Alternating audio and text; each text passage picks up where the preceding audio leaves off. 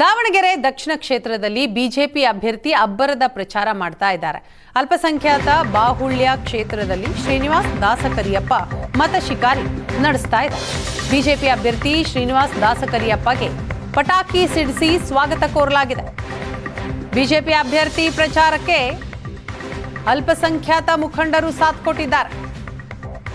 ಅಲ್ಪಸಂಖ್ಯಾತರು ಮನೆಗೆ ಕರೆಸಿ ಶುಭ ಹಾರೈಸಿ ಕಳುಹಿಸ್ತಾ ಇದ್ದಾರೆ.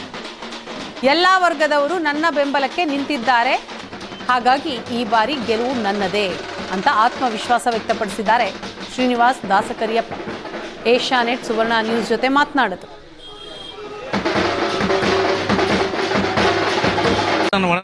ಸ್ನೇಹಿತರೆಲ್ಲ ಸಮಾಜದಲ್ಲಿರೋದ್ರಿಂದ ಇವತ್ತು ನಾನು ಎಲ್ಲರ ಜೊತೆ ಒಡನಾಡಿಯಾಗಿದ್ದೀನಿ. ಎಲ್ಲ ಸಮಾಜದವರು ಕೂಡ ನಾನು ಒಡನಾಡಿನೇ. ಯಾಕಂತ ಹೇಳಿದರೆ ಎಲ್ಲರನ್ನ ತೂಗುವ ಕೂಸಾಗಿದ್ದೀನಿ.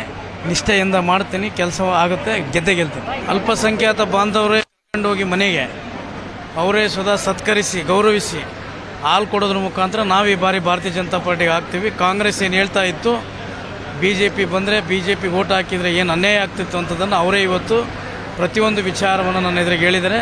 ಈ ಬಾರಿ ಭಾರತೀಯ ಜನತಾ ಪಾರ್ಟಿಗೆ ಹಾಕ್ತೀವಿ, ನಮ್ಮ ಮನೆಯ ಮಗನ ಅಂತ ಹಾಗೆ ಪ್ರೀತಿ ಮಾಡಿದ್ದಾರೆ.